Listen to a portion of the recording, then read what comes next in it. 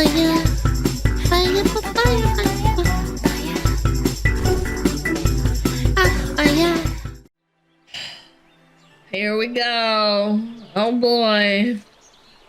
I'm so excited. Sweet Baby Inc. employee admits goal is burning the game industry to the ground. Well, you're doing a really good job. Unfortunately. A Sweet Baby Inc. employee named Cameron, who claims to be non-binary, admitted that his goal is burning the games industry to the ground.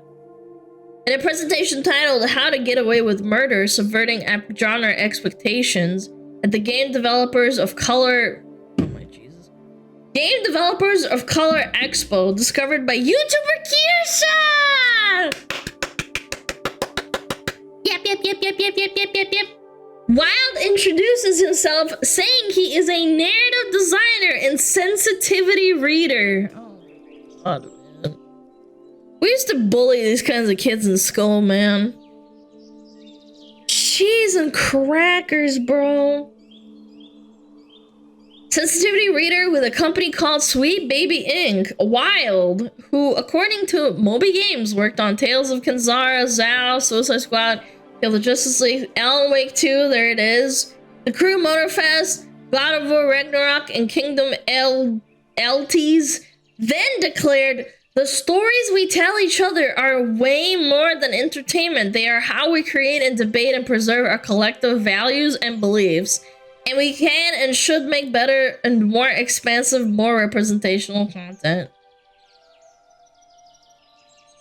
I feel like a broken record, but like, why can't we just like have good games and then if you want to add stuff to it, if you want, go ahead.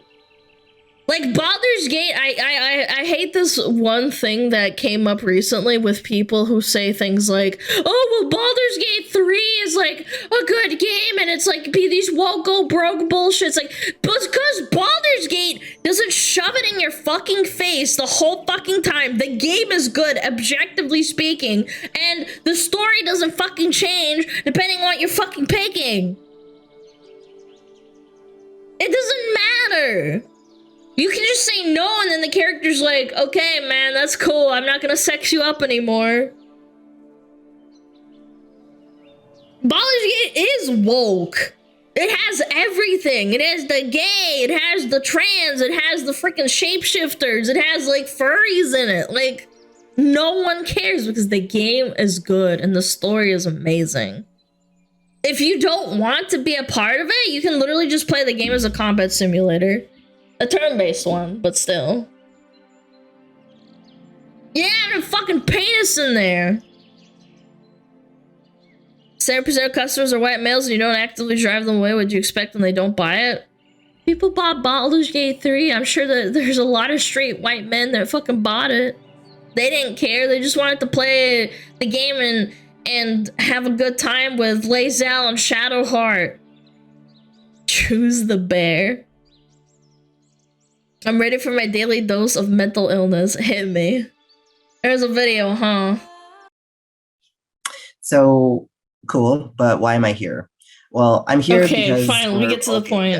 Game devs of color, even, and I think a lot of us, given our shared experiences, have seen how limited in scope and imagination. A safer world?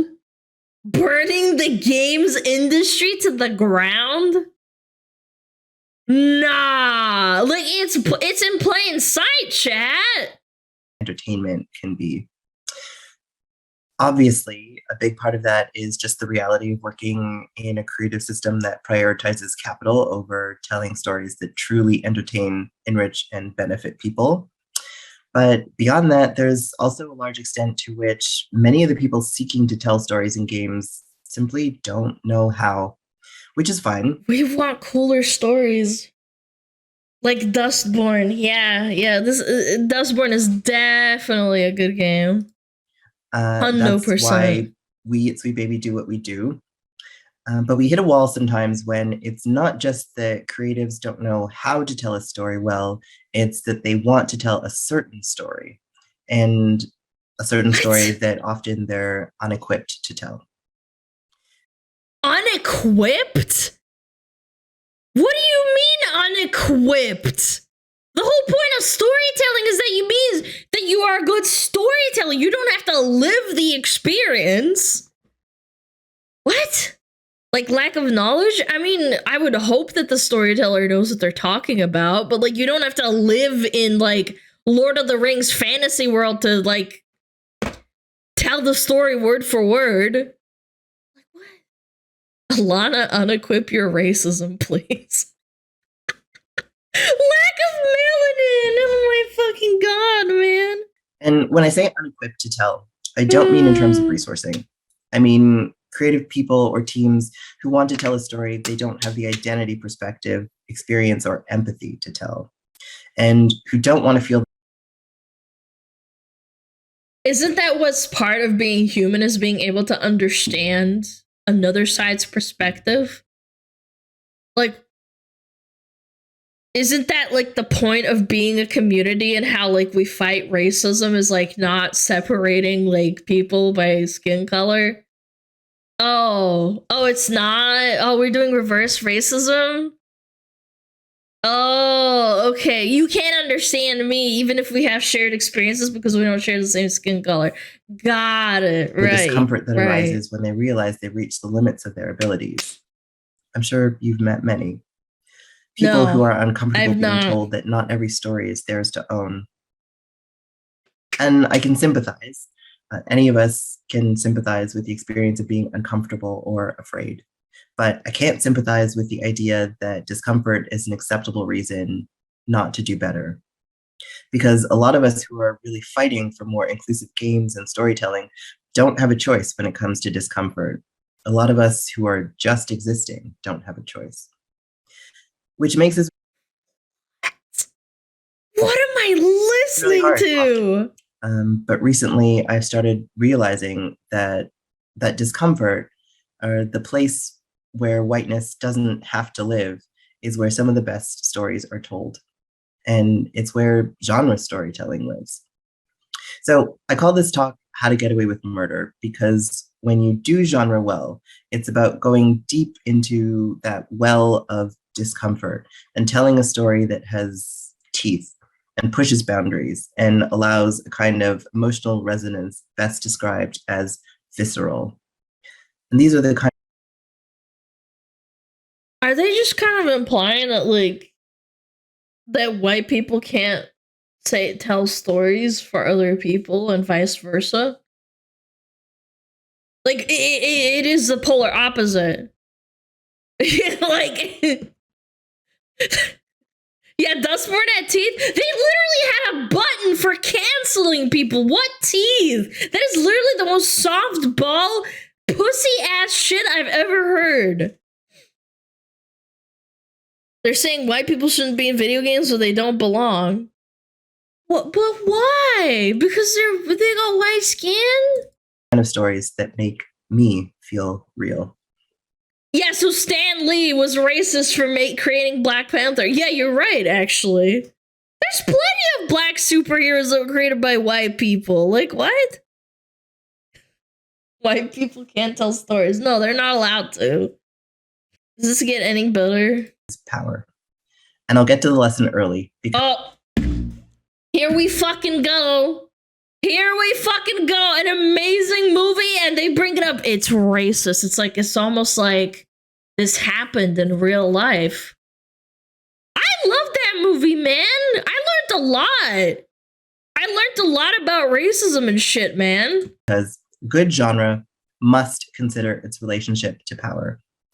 That is true of horror, science fiction, superhero movies, and it's incredibly true of blaxploitation films. And more granularly. Are you saying that Samuel L. Jackson, who said that it was okay for Leonardo DiCaprio to say the N-word because it was historically accurate, is like invalid for saying that, and it's black exploitation even though you have no voice for it?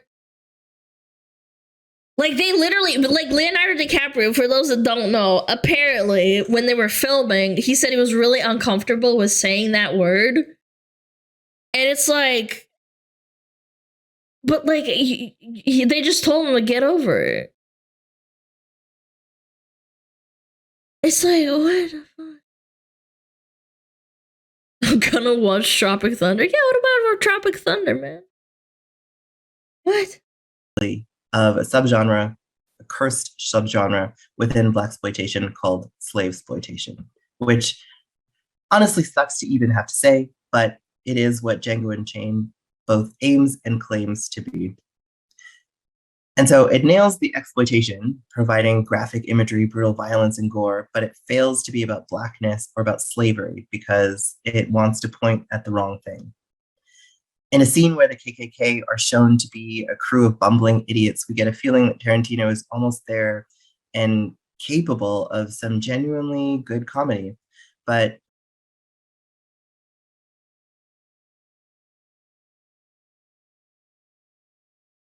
It's because they are? Like, you're making fun of the KKK, so that's bad? even in reducing such an iconic avatar of racism to a bunch of fools, we're made to feel. Am I hearing this right? Making fun of the KKK is bad. Are you shitting me? They didn't make them out to be powerful. They were just a bunch of idiots with bags over their heads. It was insanely funny. That racism itself feels silly to Tarantino. But he hasn't earned the right to laugh. Django Unchained treats racism and slavery as that silly little thing we did in the 19th century. Even its plantation-owning villain, Calvin Candy, played by Leonardo DiCaprio, feels custom-built to resonate rather than disgust. And I don't mean charm. A charming, deeply racist villain is a great character because often the face of racism is charming. We should feel taken in because that is what power does. But the structural disempowerment of slavery should have been sufficient to carry the notion of upending power in the story. Everything Django does. Yo, what up, Raiders? How's it going? We're watching someone say that making fun of the KKK is not good. Bro, you can't make this shit up, bro. Should be about allowing him to earn what Candy has so he can take him out. But he's never given that power. He's never raised to that level of ability or importance. Instead, he waits for a white man to get there first, time and time again. Which is to say nothing of the hatred he shows for his own people the moment that he gains power over them. A hatred that is obviously rooted in white supremacy.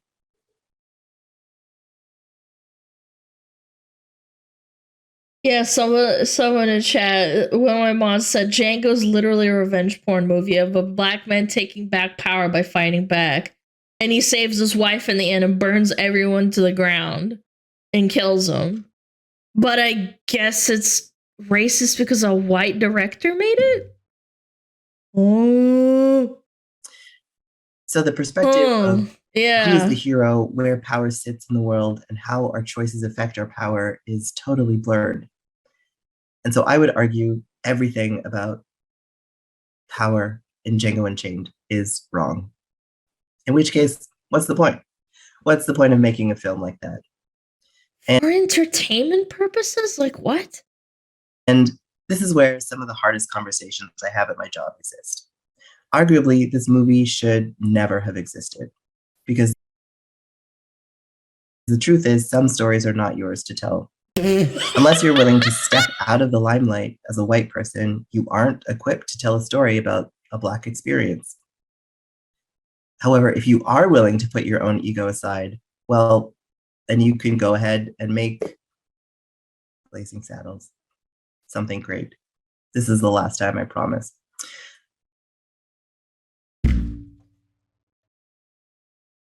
But they're both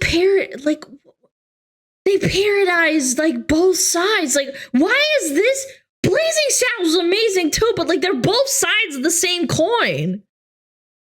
Like they are almost paralleling each other. Wasn't it?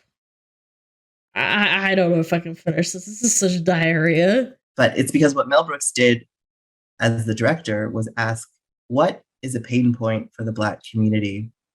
What kind of films are they specifically excluded from so that America can get on with the business of telling grandiose narratives about itself? What would it mean if white people used their privilege to do what was needed rather than what would make them feel I think this person just has a hate boner for Tarantino, I swear. Exceptional. And the answer, I think, is pretty cool stuff. We would get pretty cool stuff. That said, just like Sheriff Bart, we don't have to wait to be given permission to seek our own liberation. Okay, I can't. Look. All right. All right. Like, what the fuck am I listening to? Oh my god, how do you go from one end of the spectrum to saying Blazing Saddles is good? They're both! They were both good movies, and they both parodied the absolute terror and racism that was in that time. That's the whole point of both the movies, like, what? Like, yeah, like, Blazing Saddles was more of a comedy, yeah, sure, but, like, if you have more than 2 brain cells to rub together, Django is also kind of a fucking comedy. It's over the top, it's kind of ridiculous. It is insane to think that this is real, man. How? My brain actually just stopped working for a minute, man. Yeah, it's like a comedy, but it also takes itself pretty seriously, in my opinion. There are some serious dialogues in that fucking movie.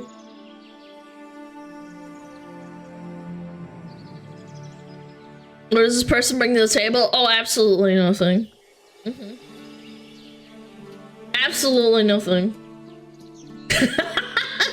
Why am I still here to prove our whiteness doesn't have to live is where some of the best stories are told. What are we yapping? A sweet baby, a fat God of War. Ragnarok, P-player count less than half of God of War. Ooh. Ooh, I never played God of War. Let me skim over this. Blah, blah, blah, half of War. Peak concurrent player count for Santa Monica Studio God of War. Ragnarok, less than half of the studio's previous installment of God of War. As reported by SteamDB, hit a peak concurrent player count of 31,000 earlier today, just a few days before it became available to purchase on Steam. What was this written? A couple of days ago. Yeah. This is over 57% less than the previous installment in the franchise God of War, which had a peak concurrent player count of 17,000. That is definitely not good. That's not good at all. Half of it? Oof. I don't know, Ragnarok, you can't really tell, but Alan Wake, you can tell that the game tone changed a lot from the first one. That's just Steam. I know, but it's a good indicator. Worth noting, you require a PSN account to play on PC for Ragnarok. So you don't have to play the first one with the PSN account. Is that true? They had to mod it out. So they pulled the Helldivers. Yeah, I get it, I get it. Resolution. Sweet Baby Inc. removes Square Enix from its client list. Ooh, wait, that's actually kind of big. Look at the Vieras, man. Appleba. Video game consultancy Sweet Baby Inc., whose goal was to push local ideology into video games, removed Square Enix from its client list on its website. Previously, Square Enix was listed in the middle of the second row of the company's list of clients between Poopysoft and Warner Bros. Games. I mean, Valve's on there too. Just depends where it is, huh? However, Sweet Baby Inc. has updated the client list on their website. Square Enix is no longer on it, along with Square Enix. Blah, blah, blah, blah, blah, Card Shark, Reigns, Devolver Digital, which isn't Devolver Digital's the ones that made Red Dead? No, that was Rockstar. Or maybe they helped make it, I don't know. Square doesn't need it. Final Fantasy XIV was already super gay. True! It is unclear whether he removed it. However, an investor Square Enix questioned the company about its relationship with CPB during a recent earnings report. I'm personally happy about the shift from quantity to quality. I hope the good titles will come out in the future. I'm concerned about the Canadian consulting company Sweet Baby. Square Enix is listed as a client, but is there an actual transaction there? What kind of transaction is it? Will they continue to do so in the future? Damn! Based Japanese, asking the real questions, huh? Oh, yeah.